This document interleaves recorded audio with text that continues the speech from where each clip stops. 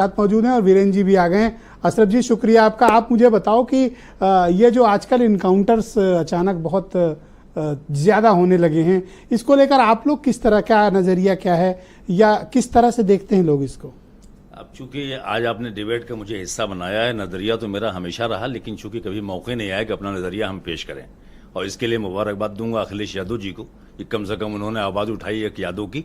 अगर किसके पहले कुछ आवाज़ हमारे लिए भी उठी होती तो शायद हमको मौका मिलता अपनी बात रखने का। यहाँ से शुरू ग्राउंड में हो रहा है। आपको याद होगा कि अभी ताज के पास कुछ लड़कों ने लड़कियों से छेड़छाड़ की। छेड़छाड़ करने के बाद उसमें 17 लोग नामजद हुए। मुख्यमंत्री जी हाउस से क्या बोलते हैं, वो कहते हैं कि हम इनके लिए क्या सद्भावना करेंगे, इनके लिए हम सद्भावना ट्रेन नहीं चलाएंगे बल्कि बुलेट ट्रेन चलाएंगे। तो जब बुलेट ट्रेन चलाएंगे, और नाम किसका ले रहे हैं, पंकज यादव और मोहम्मद अरबाज। आप मैसेज दे रहे हैं अपनी पुलिस को कि ये दो लोग ऐसे हैं समाज में जो किसी भी कीमत पर बर्दाश्त नहीं किए जाएंगे, इनको जहां भी मिले इनको ठोक दो। अब मैं आता हूं उस इनकाउंटर के ऊपर जिसकी आप बात कर रहे हैं। मुझे हैरत हो रही है कि पूर्व डीजीपी साहब बैठे हुए हैं, इनको तो बात करनी चाहिए थी इस बात पे लेके कि साहब ये पुलिस का क्या तरीकेकार है, वो पुलिस कैसे ऐसा करती है।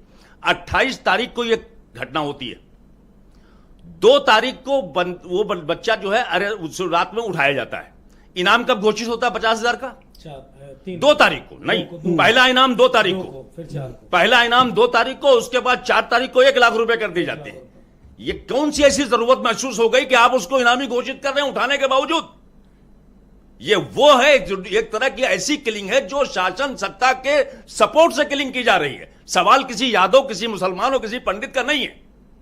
आप लोगों ने तो आवाज मचा के अपने पंडितों पर रोक लगा दी, वरना अब तक आप भी मुसलमानों के बराबर खड़े हुए होते। आज सबसे ज्यादा मुसलमान, बताइए 7 मुसलमान कोई मामूली तादाद होती है क्या?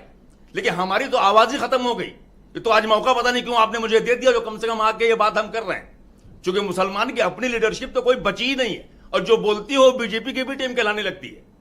तो ये बहुत बड़ी विडंबना हमारे लिए है। लेकिन बहरहाल हमारी संवेदना उस परिवार के साथ है। उसके बाप का कहना बच्चे की यह था कि मैं तो था भी नहीं, और मेरे यहां मेरी वाइफ थी और मेरी बेटी थी।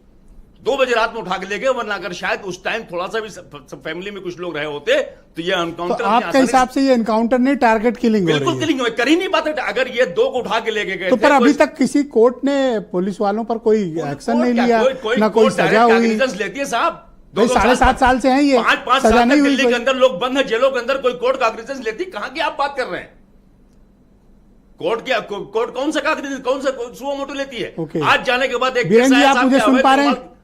बीरेंद्र जी भी शायद जुड़ रहे हैं। बीरेंद्र जी जुड़ रहे हैं, लेकिन चूंकि मुझे बहुत नहीं, कोई बात नहीं, आप सवाल चूंकि मैं चाह रहा था कि मेरी बातें आ जाए, मेरा कोई एतराज नहीं। मेरा सिर्फ कहना यह है कि सीधे सीधे जब सरकार की मंशा यह है कि ऐसा मैसेज दिया जाए जिसमें घूम फिर के कहीं ना कहीं से यादव और मुसलमान आए।